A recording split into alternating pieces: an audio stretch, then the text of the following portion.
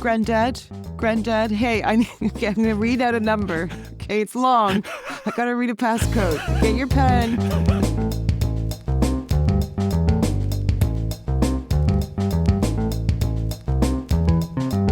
Smashing Security, episode 397, Snowflake Hackers and Under the Influence, with Carol Theriault and Graham Cluley. Hello, and welcome to Smashing Security, episode 397. My name's Graham Cluley. And I'm Carol Theriault. Now, Carol, we've had some feedback from a listener. Yes, Matt has been in touch, and it's a bit of a, well, as he describes it, he says it's a bit of a nitpick. Okay, I'm very excited to hear this. Most unfortunately, it's a nitpick with me. I didn't think you would bring that up. I was convinced it was going to be something I'd done. Okay. No, not on this occasion. Right. Nitpick with me and my story last week. He says, I lived in Korea for many years and can attest to the number of satellite dishes scattered throughout Seoul and regional areas. Mm-hmm. No problem so far. But in episode 396, Graham, that's me, reports that Korean police have frozen 6 billion Korean dollars due to that dodgy dish manufacturer. You remember the story, I'm sure. Yeah, of course. Yeah. So he says the company would be delighted if that were the case, not only because Korean dollars don't actually exist. I kept referring to Korean dollars, but it's actually... Instead of won. Yes, it's Korean won. Yeah, okay. I didn't even catch you, so I didn't, my bad. A listener, Pale Blue Dot, also got in touch with that correction via Blue Sky. But he says also that my conversion rate was wrong. They've actually frozen 61 billion Korean won, which means they've seized 34 million pounds, which is a bit more significant than the 3 million quid I suggested in the show. So consider me slapped on the wrist. Thank you, Matt. What's the moral of the story, Graham? More research. Well, good. Okay, good. We need a takeaway here. Thank you, Matt, very much. I appreciate it so much. It wasn't me. Anyway, let's kick off the show. Okay, first let's thank this week's wonderful sponsors. We have 1Password, Big ID, and ThreatLocker. Now, coming up in today's show, Graham, what do you got? I've got another story about a Dumbo hacker. Okay, and I'm going to head down under for a visit with a crypto stud. All this and much more coming up on this episode of Smashing Security. Now, chums, 2024, it has been another year of snowflakes, hasn't it? Keep on seeing it in the press, people being called snowflakes left, right and centre. I don't like it, actually. I don't like that people are called snowflakes. I dislike that kind of labelling. Equally, I dislike people being labelled Karens. I just think it's not very nice. We need to be nicer. But it was a year of snowflake in another way, because in April of this year, there was a massive data breach affecting the cloud storage firm Snowflake. 100 million people were estimated to have been impacted, and over 100 companies. What do they do? What does Snowflake do? It's a bit like those Amazon web buckets where you can chuck all your data in the cloud. They will store your databases for you. And lots of big companies use them, like AT&T and Ticketmaster. Oh, okay. Even banks and so forth. So they're a big deal. Not the kind of companies which individual consumers may have heard of, but the big businesses do use them. Right. And so they are a company who could be storing your data in the services which they provide. And unfortunately, Snowflake, or at least Snowflake customers, suffered a breach, which meant that AT&T, they had stolen from them records of virtually every call made by AT&T's customers during a 6-month period. Oh, my God. The hacker ultimately was paid $370,000 by AT&T. I think we should be clear, though. It's not actually what is said in the call. It's a call log that was been stolen. That's right. It'll be logs as to where calls went from and what time and text messages and so forth. Ticketmaster, they had a 1.3 terabyte database of information on their users stolen. 560 million Ticketmaster customers had their names, addresses, emails, phone numbers, as well as event details. Is this globally? Yeah, absolutely. Okay, so that means we're affected because we've bought stuff off Ticketmaster before. There you go. So lots and lots of information, even included some credit card details as well, last 4 digits of your card numbers. The hackers, again, they offered that for sale. They said $500,000 if you want to get that. Neiman Marcus, which is a department store in the States, I think, 65,000 customers had their contact information, dates of birth. That was taken. So those companies made the headlines, But it wasn't as though their own systems had been breached. It was that the data they had put on Snowflake's cloud services had been breached. And the common problem, it appears, was that their credentials for logging into those accounts had been compromised and multi-factor authentication hadn't been enabled. So there were weak security practices which the hackers were able to exploit to gain access. And at the time, Snowflake didn't demand that you had multi-factor authentication turned on. For companies, that's interesting, isn't it? Because Right. that impacts everybody that is a customer of one said company that is using Snowflake. Yeah, there is some fault of the individual companies because maybe they should have configured their web buckets better, but there's also some fault on the part of Snowflake, it seems, because it wasn't insisting upon it. Yeah, agree. So in October, I think it was around about October, Snowflake said, right, from now on, if you create a new account on our systems, MFA, multi-factor authentication, is mandatory, which means even if the hackers have stolen a username and password, they won't be able to access the database because at least it'll be more complicated. They'd have to get that 6-digit number or something which is regularly changing as well, a one-time password. But they haven't said what's going to happen with existing accounts. I mean, maybe they should have multi-factor authentication sort of forced upon them as well. So this has been a huge data breach, as I say, millions and millions of pieces of information, and these hackers have been offering it for sale. They've been extorting money out of businesses as a consequence. And you have to wonder, who was behind this data breach? Who was behind this extortion? What kind of villain could this be? Where could they... If you say a 16-year-old kid in his back bedroom, I don't know. Oh, come, Carol. It's not going to be anyone like that. It'll be some mastermind God. in an undersea base protected by sharks. It'll be someone Don't hidden keep deep us in within suspense. a volcano. Who was it? Or will it be someone who lives with his grandfather Oh, God. in a quiet residential street in the city of Kitchener, close to Ontario, Canada? Oh. Yes, Carol, your neck of the woods. Wow. Well, yeah, that's... Don't know if you want to claim any responsibility for this. No, I don't. Okay, so he's living in this like Sleepy Hollow. There's a lot of I think it's Mennonites that live around there. So it is very sleepy bit of Ontario. But what's a Mennonite? Like someone who lives off the land, more like Like the Amish or something like yeah, that? like the Amish.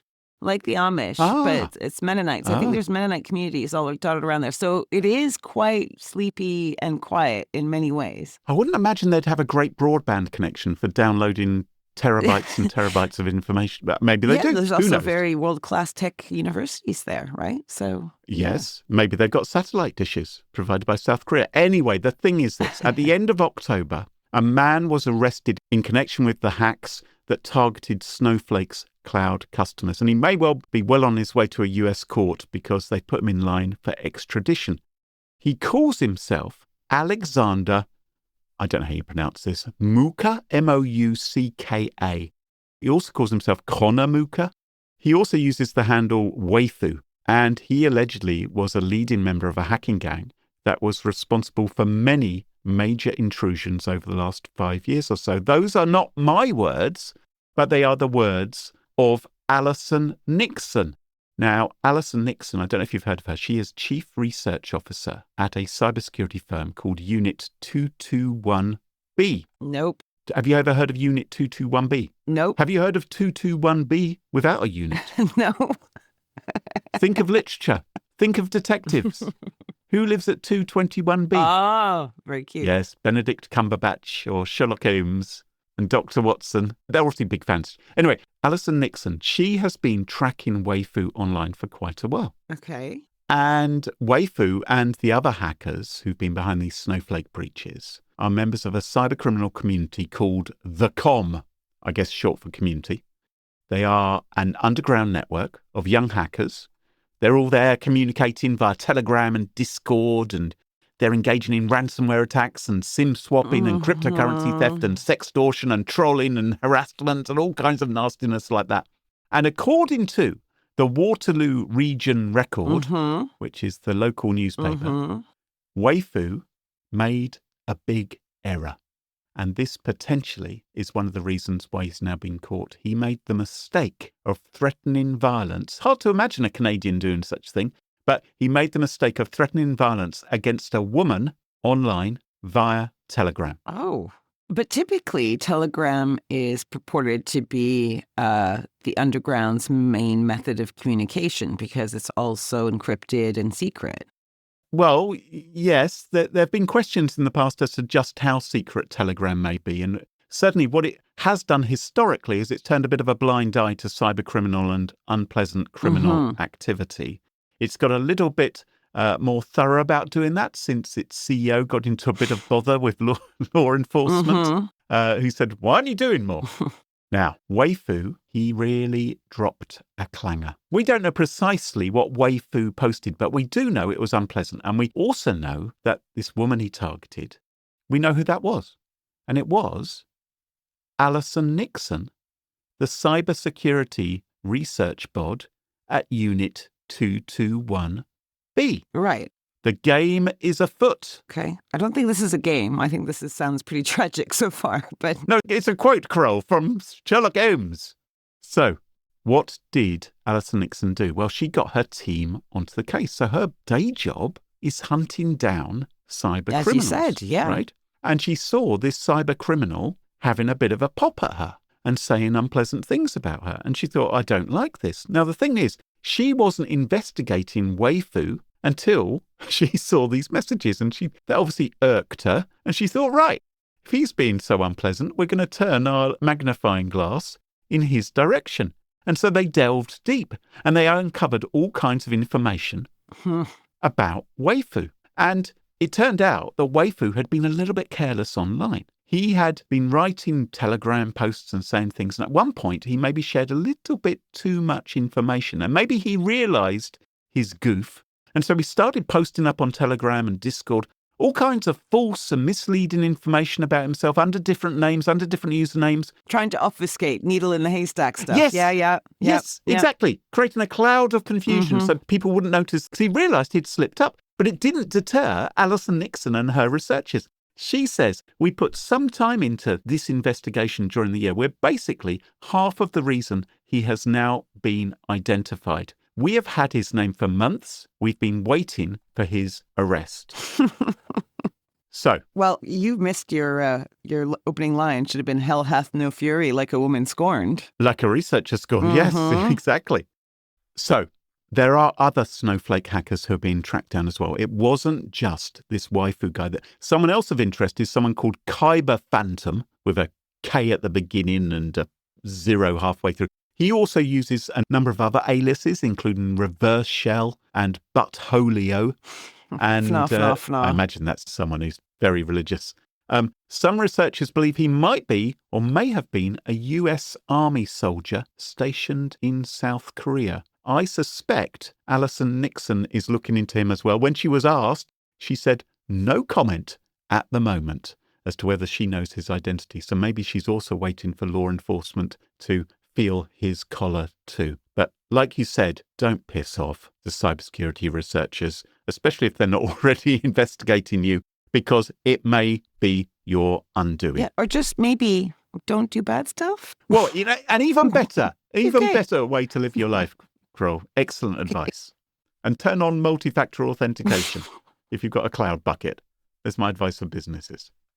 So what's going to happen now? He's in the clink, this Weifu guy. He's obviously going to be appearing in court. There's extradition proceedings against him. And it appears how the case will unfold from this point onwards rather depends on whether Alexander Mucha is allowed access to the internet while he's being held. Because if he can access his cryptocurrency to pay for decent lawyers, that potentially could unlock a large amount of money for him. Granddad, hey, I'm going to read out a number. Okay, it's long. I got to read a passcode. Get your pen.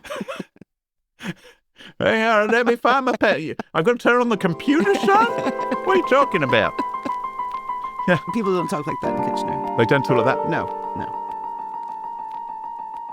Kroll, what's your topic this week? Okay, let's pivot.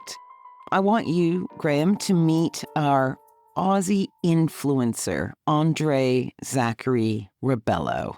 Okay. He's in his 20s. Right. And he's found himself in a bit of a pickle. But we have to go back. We're going to go back a few years, back to 2020. And at this time, Andre a supermarket delivery driver turned cryptocurrency day trader, Okay, is doing pretty well for himself. right. He is what I would call a crypto stud. A crypto stud? Yeah, You mean a bit sexy? well, certainly he thinks so. Will you tell me? Oh, hello. Oh, I've seen pictures of him here with a young lady. Right, okay. He's very buff in that kind of bronzed sort of Australian way, sunshine and...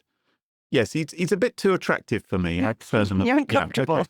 okay. I am uncomfortable, yeah. But yeah, he does have a very photogenic, beautiful girlfriend, his baby mama, in fact. And I think he must have thought, why don't I share my fortune with the world? So he hits the world of social media influencing. And he does well at this, right? The 20-something Andre amasses 1 million plus followers on the Instas. Wow. And it's like he's publishing, it's like a lifestyle channel of sorts where Andre and his partner Grace are living, the best life. One that's carefree, full of riches, luxury. I hate them already. I hate them. Maybe let's channel that, right? So let's imagine you are Andre, right? You got 1 million Right. followers. You are running a lifestyle Insta channel. I pretty much am. Yes. Okay. Yeah, I can imagine that. No, yes. let's say you're doing that. So what would you do to entertain this curated audience of yours? This is obviously a very important audience because it leads to sponsorship, right? So you want to keep them happy. And they're all people who are impressed by luxury items. And They seem to be. That's what you've been posting so far, and they love. well, that would be great. So maybe I'd contact some luxury brands of things Right. which I could include on the channel. Maybe some cars or maybe some technology or beautiful clothing or hotels. So I could travel around the world, going to stay at Yes. luxury resorts. That sounds gorgeous. Yes. Yes, exactly. And opulent digs, all that stuff. Mm-hmm. And what would you say if your kid, for example, or a kid you liked said, this was their complete dream to become one of these these lifestyle influencers? Well, I think this is not the norm. Don't all young people want? That's the only job they want, isn't it? Is to be influencers, because that's what they see on their TikToks and on their Snapchats. Somehow it doesn't sit okay with me, but I think that's probably because I'm of an older generation. Yeah, we're fuddy-duddies. Yeah, we No. We are not fuddy-duddies. You might be a fuddy-duddy. I am Gen X, proud. You are what? A boomer? I don't know what's the age? What years? I never know. 1969? I was born in 1969. What does that make me? Boomer. Oh, for God's sake! Anyway, yeah, So- I know. Certainly, people of my more mature generation than yours, we always think, you should become a doctor or an engineer or, become a solicitor or, yes, sort of professional job would be the thing you just aspire to. Not this plastic fantastic promoter. I saw that expression somewhere. That's what I love that. Plastic fantastic. It wasn't invented in our day, was it? So we can't imagine that would be our job. You also find it hard to believe that it would be a long-term job.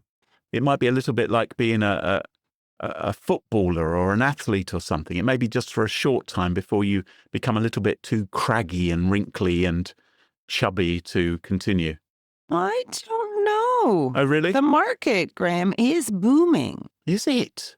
For the boomers? It it was worth an estimated $16.4 billion in 2022, and it's expected to grow to a whopping $143 billion by 2030. So ka-ching. It's insane. Almost 2/3 of Gen Z and millennials say they trust their social media influencers. Right. And maybe the reason this works for younger generations and not us, is that anyone could theoretically be an influencer. It's not like, you have to go study to be a doctor, a lawyer, all these things, right? So teens and kids can look dreamily at their phones and aspire to this carefree, almost kid-like, existence. Well, it's only people who already have the luxury of having a phone, and I think you need some luxury in your life already to kick it off. Oh, I see what you mean. Yes, I would agree. Let's go back to Andre and Grace here, the influencer duo, living in the lap of luxury, and generously sharing their highlights with their followers. But Graham, there is a growing problem in their digital heaven. Mm. Kellerer, do you want to take a stab at what it might be? Acne? What, No, that's a good one. no? No, you've kind of already hit on it. They don't have their social media accounts properly protected, so a hacker could come in and steal their audience. No, that would align way too closely with the ethos of this show. No. It's all a lie. It's all a lie. He doesn't have millions. No, yes, exactly. Andre is having trouble paying for his proverbial snakeskin boots. While living the life, they are diving deeper into debt to the tune of 120K in Oz dollars. So this is a sticky pickle, right? Your job is to promote wealth and luxury. And what do you do to keep your followers and your sponsors on? Like, you can't just hit up TK Maxx, right? And oh, I know what I'd do. I'd buy a green screen. Oh. And then I could pretend to be anywhere in the world, couldn't I? I could fake it.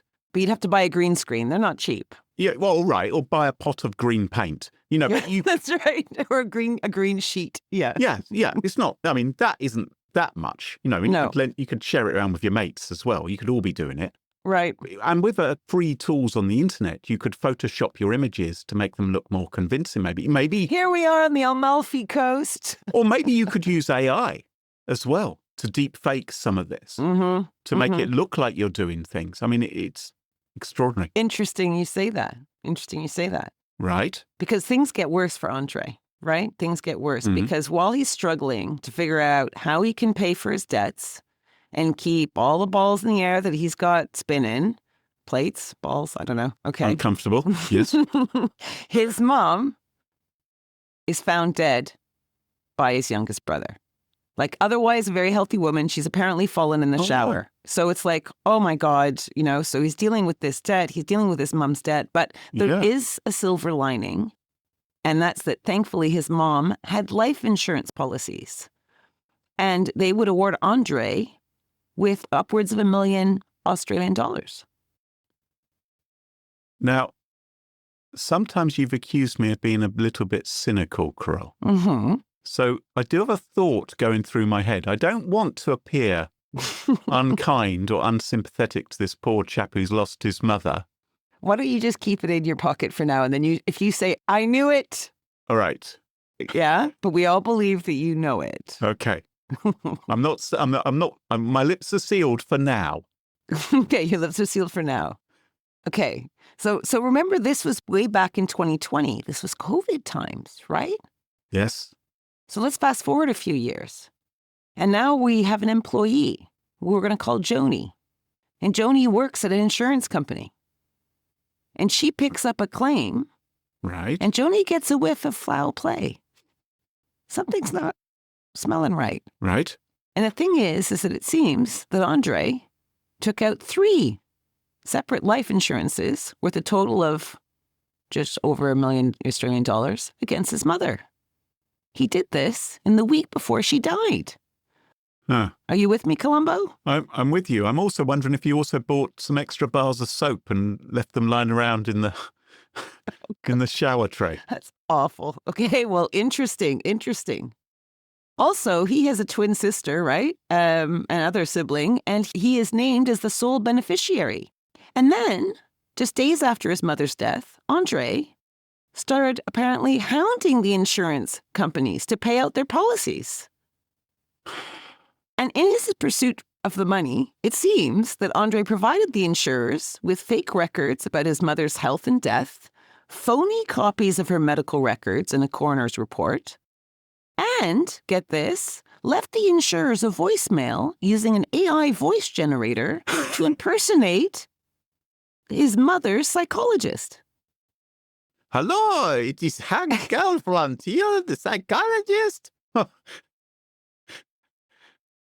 So, no surprise, this gave the authorities enough to arrest him.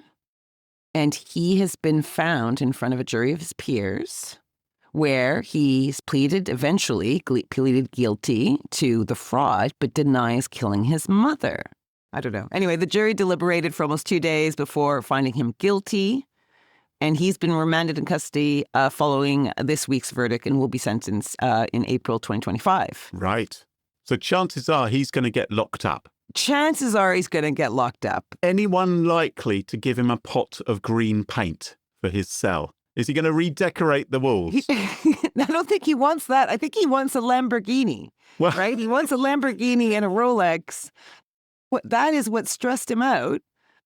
how many followers did you say he had on social media? 1 million plus. Presumably, he could sell his account to somebody else who could take on the reins and have all those followers. I'm not offering to pay that much for it, but I'm just... Yeah, but come on. I think there's a Netflix story here. This guy's not building a boring curriculum vitae here. You know, a supermarket delivery driver turned cryptocurrency trader, turned Insta influencer, turned criminal, turned accused murderer. Turned public speaker. He'll be out. As soon as he gets out, he'll be on the circuit. He'll be writing a book. You're right. He'll probably have his own reality TV show. Well, he won't write a book. He'll have AI to do it.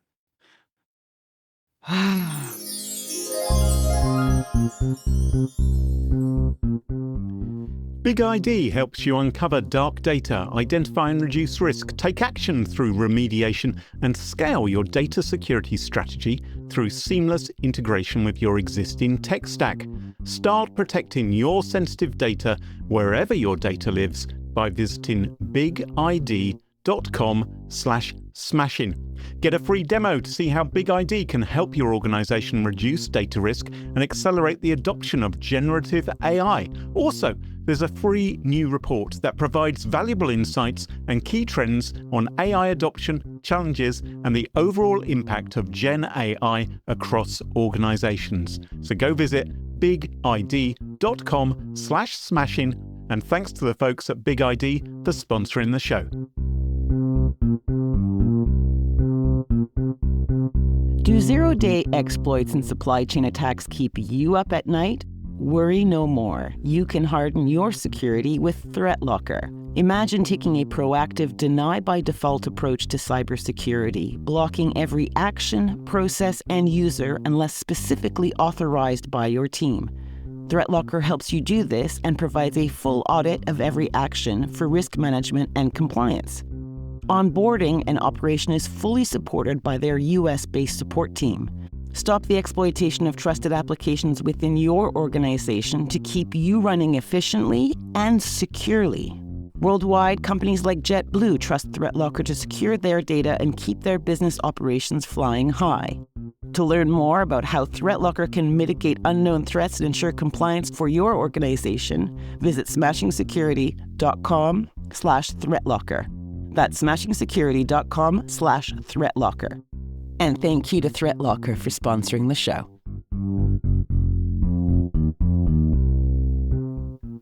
Quick question. Do your end users always, and I mean always without exception, work on company-owned devices and IT-approved apps? I didn't think so. So my next question is, how do you keep your company's data safe when it's sitting on all of those unmanaged apps and devices?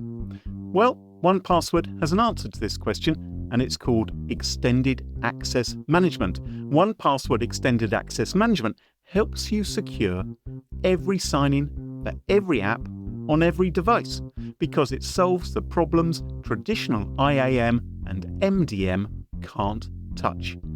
Go and check it out for yourself at 1password.com/smashing.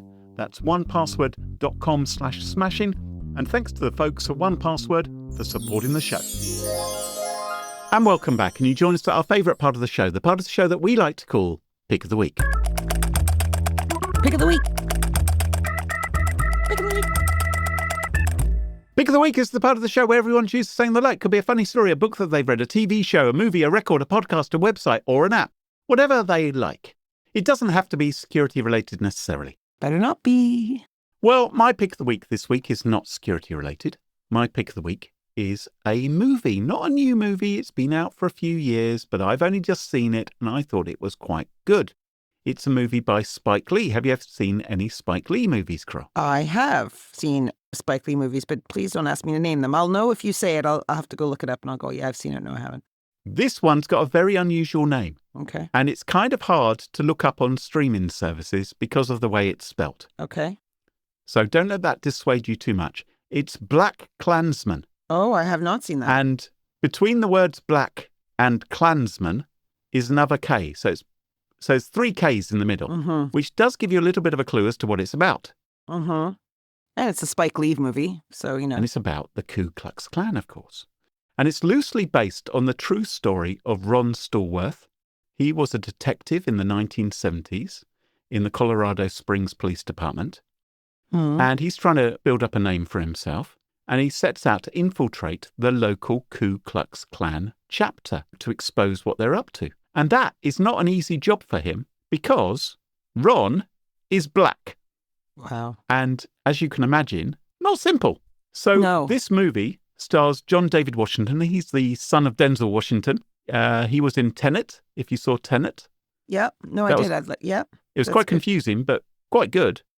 There's also Adam Driver in it. He's excellent. He plays Kylo Ren from Star Wars, and that's probably what he's most famous for, but he's been in lots of things. He is Ron's stand-in when he has in-person meetings with the KKK, because, of course, the KKK, not a big fan of black people. Also, not a huge fan of Jewish people, and Adam Driver's character in the movie is a Jewish detective. So, again, a little bit awkward there.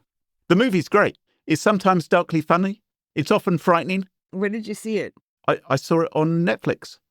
It's also got some things to say about today and some of the goings-on in the US of A. So I would really recommend it. I thought it was a great movie, and I can't believe I'd waited until now to see it.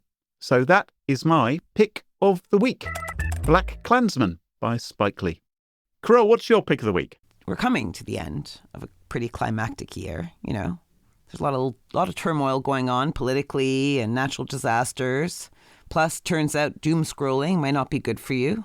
And apparently we've all been brushing our teeth incorrectly. So, you know. And all this over the everyday stuff we all have to face has turned a lot of us into, stressed out, worried, fearful little humans, which is not good. No. So what to do? What to do? Well, I asked my therapist, and one of the answers is self-care. Self-care. What's that? I said, self-what? Like, what? So basically, it's apparently taking time to chill out. CTFD, as we used to say, Graham, in the office. Oh, yes. Calm the flip. Yeah. Yep. Now, as many of you know, I'm an audiophile, so I listen to stuff all the time, books, podcasts, music. What if I took time to listen to something that was very chill without a beat or a storyline? Right. And so let me present a soft murmur. Murmur. So link in the show notes, Graham and listeners. Right. So you can go have a little play around while I explain it. So on this app or website, so you go to asoftmurmur.com, you can design a relaxing background soundscape, such as crackling fire and crashing waves or winter birds. And you can even mash them together and put them at different volumes. This is great. This is like a sound desk where you can put up the faders on different kinds of sound effects. So I've got a bit of waves, a bit of wind. Yeah. And you can combine them all together. And there's lots here, aren't there? I researched and wrote today's story having a crackling fire in the background. Loved it. Loved it. You did check, presumably, that it wasn't for real happening behind you. It wasn't your house burning down, because that's not relaxing, Carole. And you can send them a few bucks and get even more ambient sounds. So thank you to Mashable for the tip. I think it's very sweet, and I do think it's important just to unplug. And the holidays are coming. What better excuse? My pick of the week is a soft murmur to keep the stress under control. Well, what a lovely way to end the episode. That just about wraps up the show for this week. You can find Smashing Security on Blue Sky, unlike Twitter, which wouldn't let us have a G. And don't forget to ensure you never miss another episode. Follow Smashing Security in your favourite podcast app, such as Apple Podcasts, Spotify, and Pocket Casts. And thank you to our episode sponsors, 1Password, Threat Locker, and Big ID. And of course, to our wonderful Patreon community. It's thanks to them all that this show is free. For episode show notes, sponsorship info, guest list, and the entire back catalog of more than 396 episodes, check out smashingsecurity.com. Until next time, cheerio. Bye-bye. Bye.